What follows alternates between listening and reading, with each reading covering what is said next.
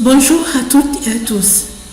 J'ai tenu bon à vous parler cette fois-ci de l'ami de Voltaire et de sa magnifique encyclopédie. Il s'agit du philosophe Diderot.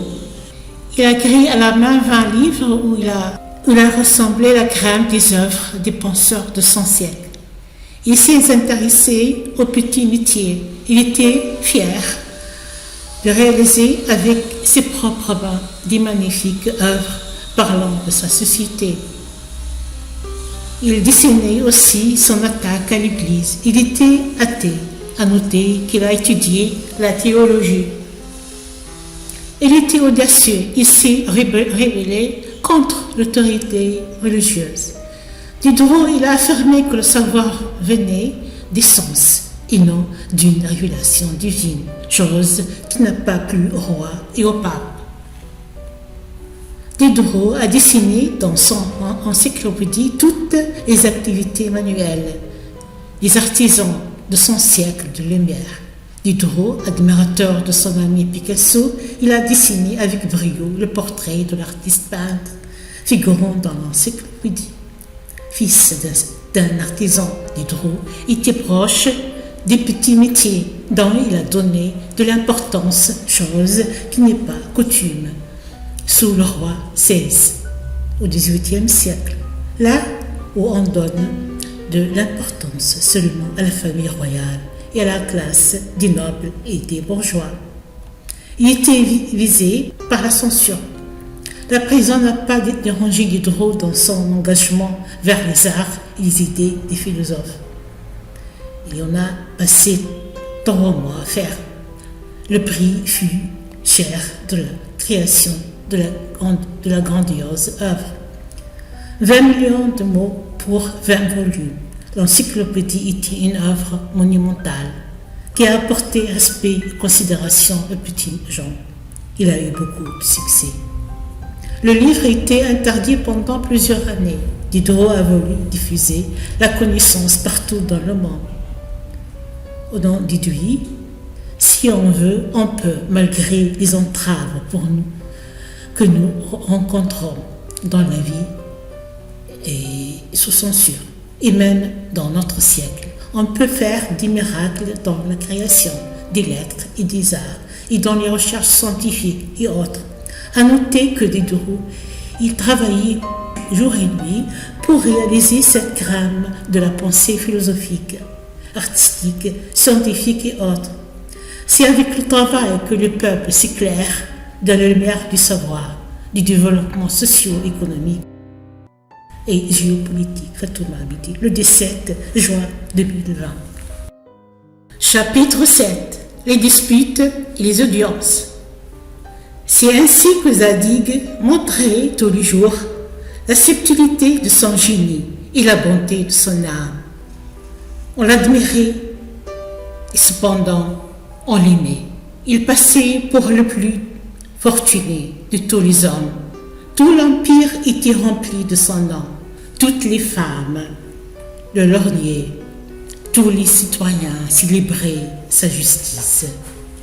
Les savants le regardaient comme leur oracle. Les prêtres même avouaient qu'ils en savaient plus que le vieux archimage Yebor.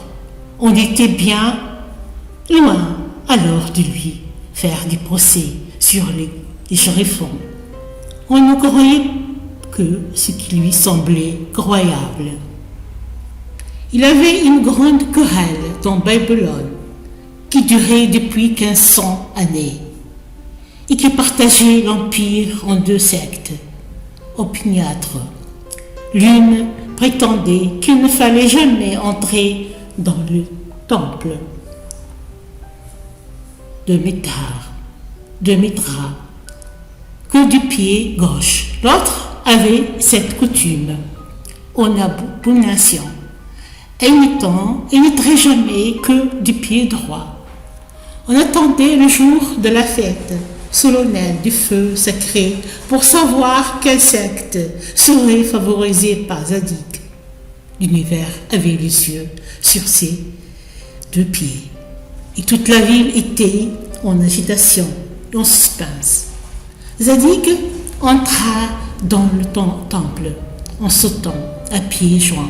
Et il prouva ensuite, par un discours éloquent, que le Dieu du ciel et de la terre, qui n'a pas acceptation des personnes, ne fait pas plus de cas de la jambe gauche que de la jambe droite.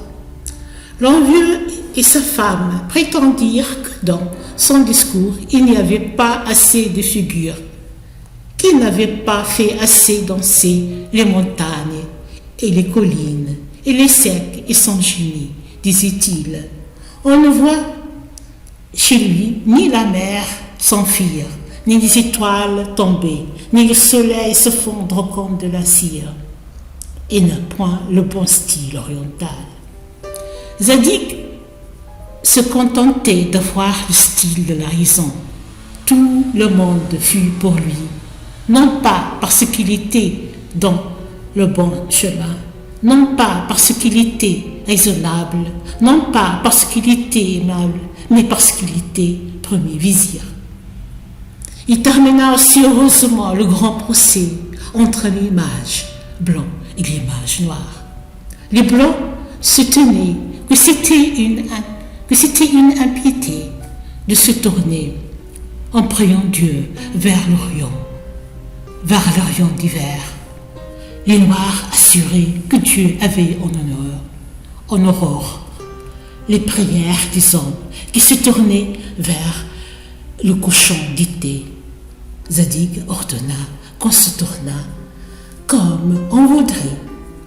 Il trouva ainsi le secret d'expédier le matin les affaires particulières et générales, le reste du jour. Il s'occupait des embellissements de Babylone. Il faisait représenter des tragédies où l'on pleurait et des comédies où l'on riait, ce qui était passé de mode depuis longtemps, et ce qu'il fit connaître parce qu'il avait du goût. Il ne prétendait pas en savoir plus que les artistes. Il les récompensait par des bienfaits et des distinctions. Il n'était point jaloux en secret de leur talent. Le soir, il amusait beaucoup le roi et surtout la reine. Le roi disait le grand ministre, la reine disait l'admirable ministre, et tous les deux ajoutaient c'eût été grand dommage qu'il lui était perdu. Jamais homme en place ne fut obligé de donner tant d'audience aux dames. La plupart venaient lui parler des affaires qu'elle n'avait point pour en avoir une avec lui. La femme de l'envieux s'y présenta des premières. Elle lui jura par Mitra,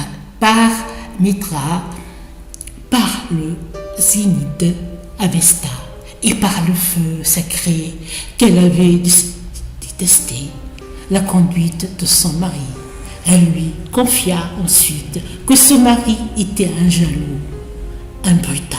Elle lui fit entendre que les dieux le punissaient en lui refusant les précieux effets de ce feu sacré par lequel seul l'homme est semblable aux immortels. Elle finit par laisser tomber sa jarretière. Zadig la ramassa avec sa politesse ordinaire, mais elle ne la rattracha au genou de la dame.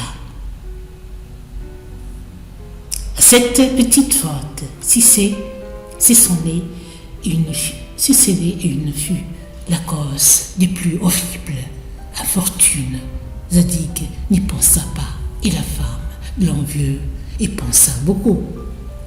D'autres dames ne présentaient tous les jours les aimables secrètes de Babylone, prétendent qu'il se combat une fois, mais qu'il fut tout étonné de jouir son volonté et d'embrasser son amante avec distraction, celle à qui il donna presque sans apercevoir des des marques de sa protection, était une femme de chambre de la reine. Astrété, cette tendre Babylone, se disait à elle-même pour se consoler. Il faut que cet homme-là ait prodigieusement d'affaires dans la tête, puisqu'il y a songe encore même en faisant l'amour. Il échappa à Zadig dans les instants où plusieurs personnes ne disent mot et où d'autres ne prononcent que des paroles sacrées, de s'écrier tout d'un coup « La reine !» La Babylone crut qu'enfin il était revenu à lui dans un bon moment et qu'il lui disait « Ma reine !» Mais Zadig, toujours très distrait, prononça le nom d'Astarté, la dame qui, dans ces heureuses circonstances, interprétait tout à son avantage, s'imagina que cela voulait dire « Vous êtes plus belle que la reine ». Astarté, elle sortait du